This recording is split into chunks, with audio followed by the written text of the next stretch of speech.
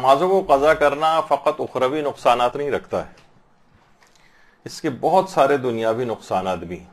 کتنی تکالیف آتی ہیں، پریشانیاں آتی ہیں، مصیبتیں آتی ہیں، جس میں سے اہم ترین دنیاوی پریشانی رزق کا تنگ ہو جانا بھی ہے۔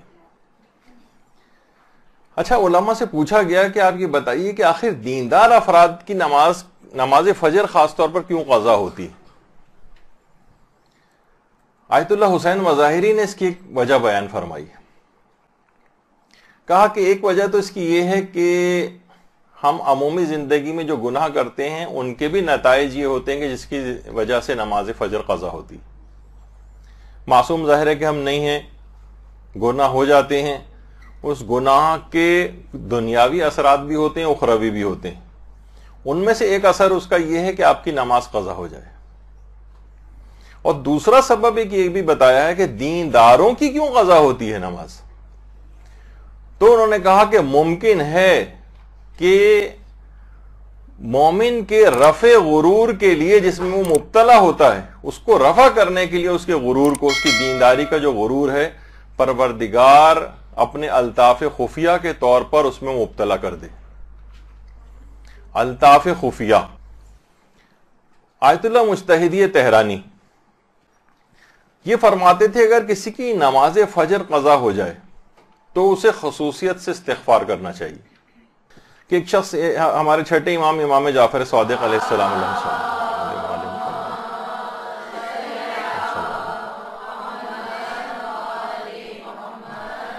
کی خدمت اقدس میں آتا اور کہتا ہے کہ مولا مجھ سے ایک بہت بڑا گناہ ہو گیا۔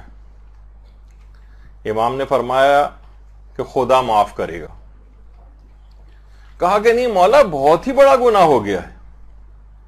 کہا اگر تمہارے گناہ پہاڑ کے برابر بھی ہے تب بھی خدا معاف کر دے گا۔ کہا کہ مولا بہت ہی بڑا گناہ ہو گیا ہے۔ تو پھر امام نے اس سے پوچھا کہ اچھا بتاؤ کہ کون سا گناہ ہوا، اور اس نے اپنا وہ گناہ بتایا۔ امام نے کہا کہ یہ اتنا بڑا گناہ بھی معاف ہو سکتا ہے، لیکن مجھے یہ ڈر تھا کہ کہیں تو نے نماز فجر تو قضا نہیں کر دی۔ تو کتنے بڑے بڑے گناہوں کے مقابلے میں کہ راوی بھی بہت زیادہ پریشان ہے۔ نمازیں جو قضا ہوتی ہیں، دیکھیے نماز سرتاپا رحمت ہے، پوری شروع سے لے کر آخر تک رحمت ہی رحمت ہے، لیکن کبھی کبھی یہ جو قضا ہوئی نمازیں یہ بد دعا بھی کرتی ہیں۔ پیغمبر اسلام فرماتے ہیں اللہم صلی علی محمد وعلی محمد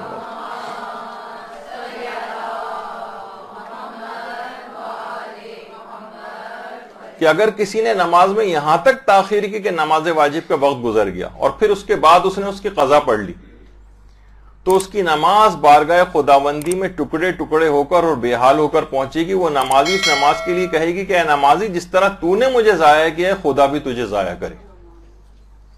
تو نماز قضا کرنا اور اس کو بہت ہی معمولی چیز سمجھنا ایسا نہیں ہونا چاہیے۔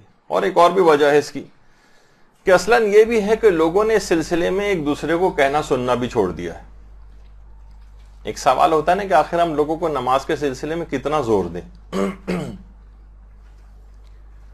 تو اتنا زور، جیسے آپ کی دوست ہیں، سہیلیاں ہیں، آپ کے ساتھ کوئی پرابلم ہوتی ہے اٹھنے میں نماز فجر کو، الارم وغیرہ کام نہیں کرتے، اٹھ کے بند کر کے سو جاتے ہیں، اور بھی کوئی وجہ، آپ اپنی دوستوں سے کہیں کہ آپ کو فون کر کے اٹھائیں۔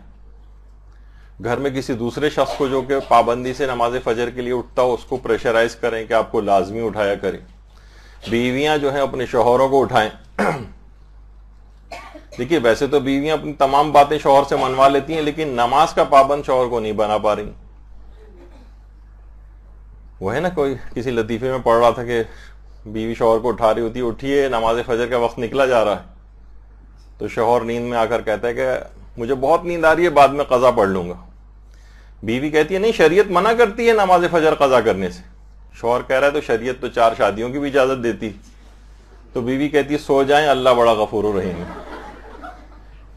تو ایک حد تک صرف ہم نے اس سلسلے میں اس کو اٹھاتے ہیں، شریعت کو جہاں تک ہمارے لیے ضروری ہم سمجھ رہے ہوتے ہیں، اس سے زیادہ ہم کسی کو مجبور نہیں کرتے۔ تو اب دیکھیے نمازوں کے قضا کے سلسلے میں ناراضگی کا اظہار کرنا چاہیے. ایک مومنہ اپنی والدہ کے سلسلے میں بیان کر رہی تھیں کہ ان کی والدہ اگر کبھی کسی کی نماز فجر قضا ہو جاتی تھی تو اس دن کا ناشتہ اس کو نہیں ملتا تھا اور کچن کو لاک کر دیا جاتا تھا.